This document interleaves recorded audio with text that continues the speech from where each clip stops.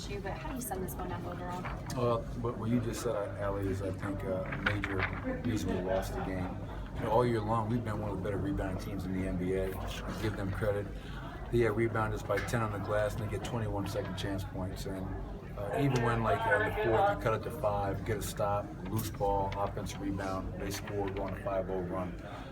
And it was from the beginning of the game all the way through to the end of the game. And you can't allow. It wasn't just their bigs, by the way. Tony Allen gets 4 offensive rebounds, and he's one of the better offensive rebounders. Tony Douglas, limited minutes, gets 2 offensive rebounds. So I thought our defense overall was pretty good tonight.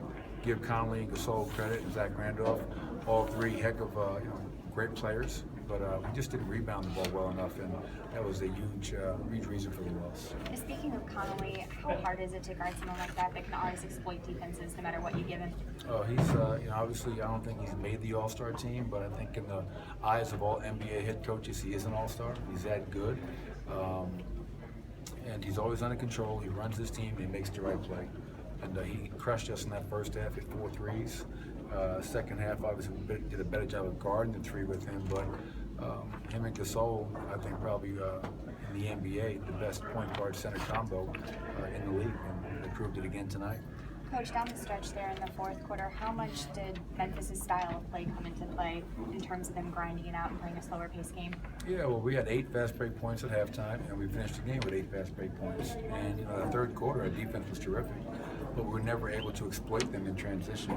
And we talked about that going in, how whoever can control the pace and the tempo is going to be to their advantage. They want that slow half-court game, and on the season, I still think we have yet to win a game when we score less than 100 points, and that's definitely to their advantage. That's how they play, and they're very effective in doing so.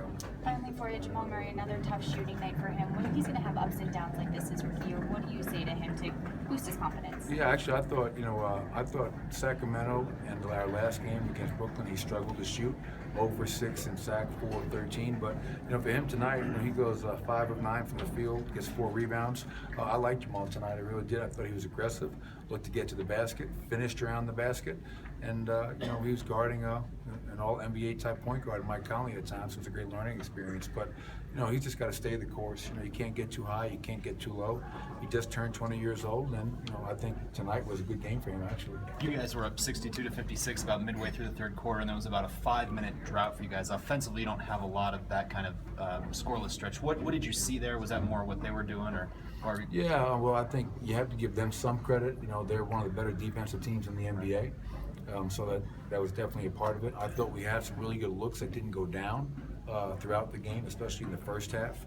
But to your point, there was a stretch where neither team could score, and we missed opportunities to kind of build ourselves a lead that we really could have used going into that fourth quarter. But good defense on their part, maybe poor execution, and just the inability to finish plays and make shots. Allowed them to kind of hang around and then get the lead back in the fourth.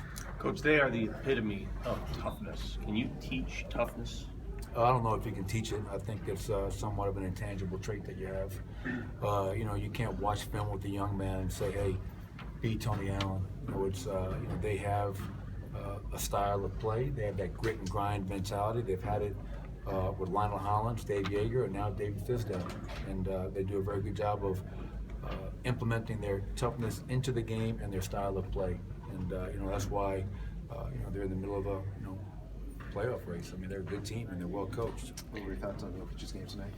I thought he was solid. You look at his numbers. What do you have? 10, 11, and 6. I thought he rebounded the ball very well. He missed a couple of shots that he normally makes. But I'm not expecting Nikola to get 20, 15, and 10 every night. I think maybe some people are, which is probably a little bit unfair to such a young player. But I thought Nikola was solid, especially playing against a very big physical front line that they have on the court at times, especially when they play Zach and Mark together. But yeah, I thought Nikola was fine tonight. Going back to Jamal Murray, he really steadied the ship from the first and second quarter and the third to fourth quarter for that bench unit that kind of got awry at times. What did you see from him at the point guard position and keeping things consistent for your team? Yeah, well, what I really liked about it, I thought he was aggressive. He was playing downhill. He was getting to the basket. He has a pretty good ability to finish around the basket with either hand, especially his left hand.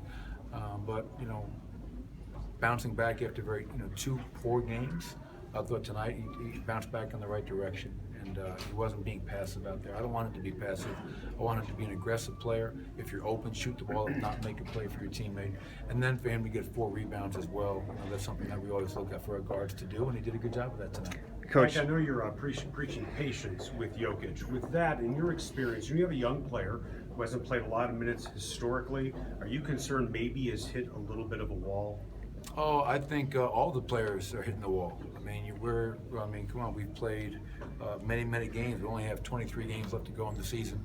So yeah, Nikola had a very busy summer coming into the season, and then now we're putting a lot on his plate every single night to help carry this team. So I think there's mental fatigue, there's physical fatigue, and he has to find a way to fight through it, and I have to find a way to help him with that, giving him rest when he can, when he needs it, and kind of monitoring his minutes within the game and not overloading him. But I think every player and every team right now is fighting it a little bit, and we as a group have to find ways to fight through that. And as we go on this road trip, that's going to be really important. There's a little bit of a book on him now. He started off strong, and now teams have a better idea on how to play him.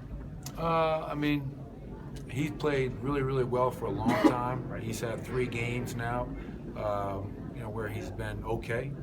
But I think the beauty of Nikola Jokic's game is that if you take one thing away, I think he can do something else. He hasn't been scoring the way he was earlier, but he's still playmaking, he's still rebounding, and I think the one thing that he's not getting, I think everybody was getting accustomed to was him getting 20 points a night, and maybe I have to help him more with that, but I think he's going to be fine. I really do, as we continue to get him the rest that he needs, and he'll bounce back. only 98 points for you guys, but like you said earlier, it seems like you're able to get good shots, open shots within the flow of the offense. Were you happy with just, I guess, the looks you got? And was it just one of those nights where they didn't go down? Yeah, first half especially, Harrison. I thought in the first half we got a lot of really good looks. I don't know what we were from the 3 at halftime, maybe 4 at 15, but a lot of great shots. We knew what they were going to do. They're going to pack the paint, and the play was going to be to the perimeter. And guys looked to make the right play, and we got good looks. And then the second half, we got good looks, but not as many in the first half. But now it's a matter of, it's a make or miss league. You want to simplify it every single night. Mike Conley, Zach Randolph, Marcus all made shots. Second half, we struggled to make shots. And I thought the other big part was in that fourth quarter, they got into the bonus very early. We fouled at the end, but they got into the bonus, and they were living at the foul line with 9, 8, 7 minutes to go in the quarter, and that allowed them to create tempo, slow us down, set their defense, and that's definitely to their advantage. So we had to do a better job of defending without fouling as well. Thank you.